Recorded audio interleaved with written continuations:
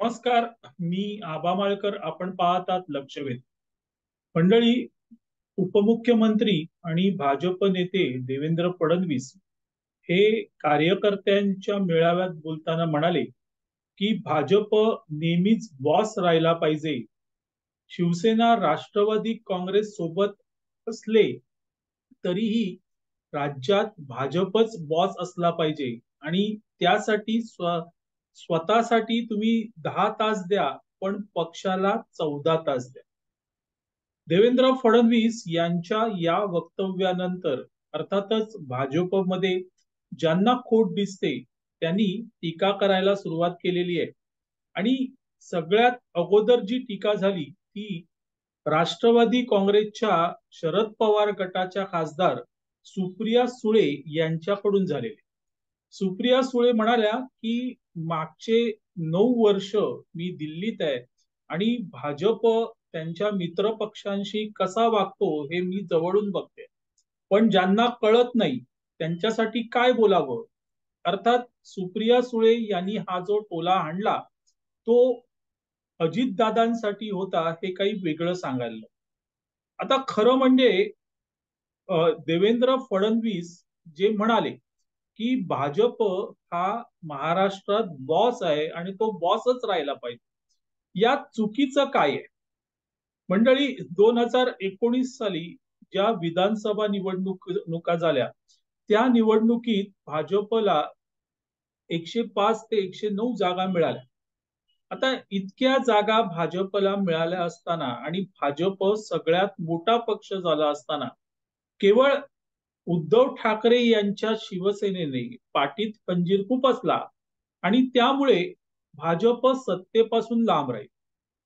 खरं म्हणजे शिवसेनेबरोबर युती करायची आणि निवडणूक लढवायची हे देवेंद्र फडणवीस यांनी मनावर घेतलं होतं आणि त्याप्रमाणे युती झाली. आणि जनतेने भाजप आणि शिवसेना यांना बहुमत दिलं. त्यामुळे सरकार तर भाजपचंच होणार होतं, मुख्यमंत्री पण भाजपचाच होणार होता. म्हणजे थोडक्यात भाजप हा महाराष्ट्राचा बॉसच होणार होता. पण स्वतःला मुख्यमंत्री पद हवं होतं म्हणून उद्धव ठाकरे यांनी वेगळा घरोबा केला. ते काँग्रेस आणि राष्ट्रवादी काँग्रेस सोबत केले आणि भाजप मागे पडला. उद्धव ठाकरे मुख्यमंत्री झाले. अर्थात त्यानंतर देवेंद्र फडणवीस यांनी तो बदला घेतला. काय घेतला हे आपल्याला पण सगळे जाणतो.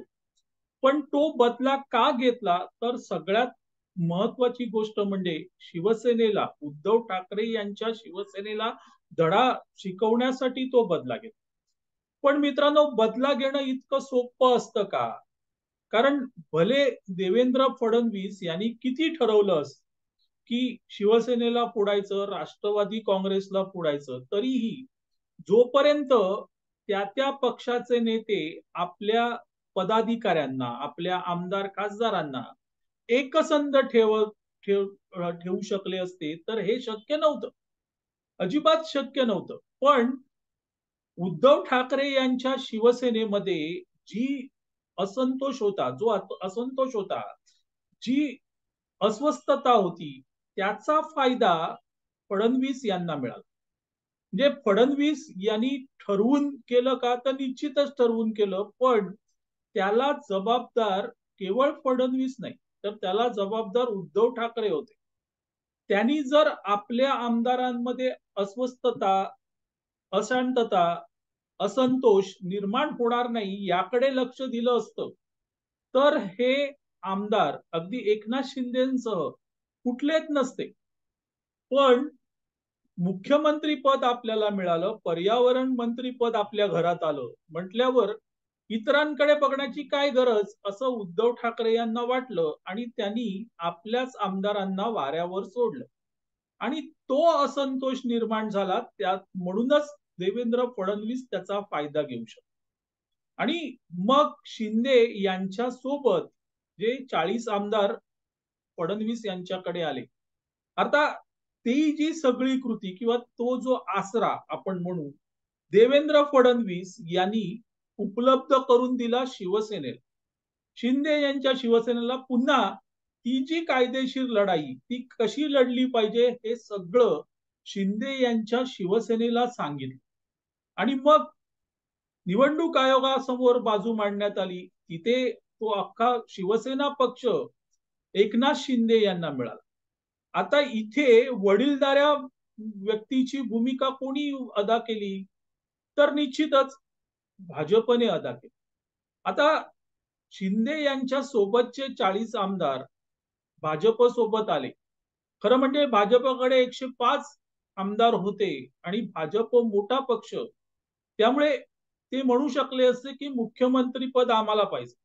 पण तसं म्हटलं गेलं नाही, कारण त्यांच्या दृष्टीने म्हणजे भाजपच्या दृष्टीने महत्वाचं काय होतं, तर राज्यातली काँग्रेस, राष्ट्रवादी काँग्रेस आणि उबाटा सेना यांची सत्ता संपवणं त्यांच्यासाठी महत्वाचं होतं. आणि त्यामुळे कुठलाही विचार न करता भाजपच्या पक्ष नेतृत्वाने शिंदे यांना मुख्यमंत्रीपद देऊ केलं आणि ते देवेंद्र फडणवीस यांच्या मनात त्यावेळेस किती वेदना झाल्या असतील आपण सगळे जाणतो. पण त्यांनी काढला नाही मित्रांनो, आणि त्यांनी ते स्वीकारलं.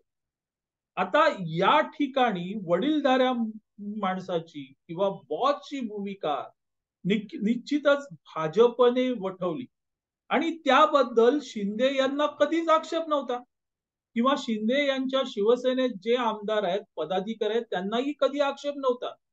कारण तसा आक्षेप असता तर ते मुळात भाजप सोबत गेलेच नसते. पण ते भाजप सोबत गेले, भाजपने त्यांना सामावून घेतलं, मुख्यमंत्री पद दिलं.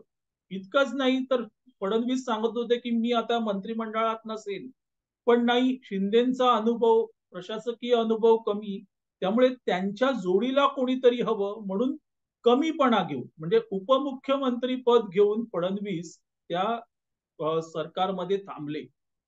आता हा मोठेपणा की ही दादागिरी, मित्रांनो, ही दादागिरी निश्चित नाही, हा मोठेपणा होता. आणि ती जी बॉसची भूमिका आहे ती अगदी व्यवस्थित भाजपने निभावली. त्यानंतर पुढचं प्रकरण अर्थातच राष्ट्रवादी काँग्रेसचं प्रकरण.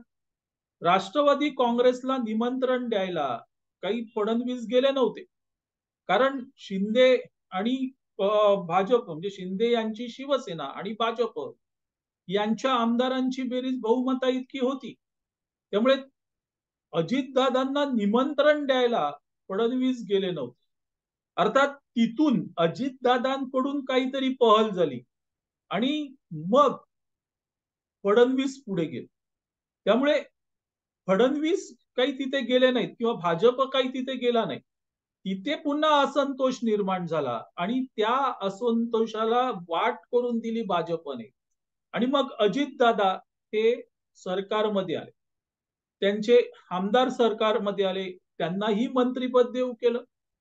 इथे कुठेही गडबड गोंधळ नव्हता आणि या दुसऱ्या पक्षफुटीमध्ये देखील भाजपने बॉसची भूमिका निभावली.